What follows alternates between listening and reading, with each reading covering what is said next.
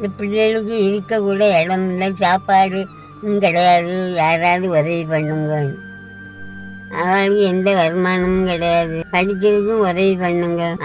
அந்த பிள்ளைகளுக்கு கூட பிறப்பும் கிடையாது, கால் வண்டியாக இருக்கு, உதவி பண்ணி கொடுங்க. பாவம், ஏதாவது உதவி பண்ணுங்க ப்ளீஸ்.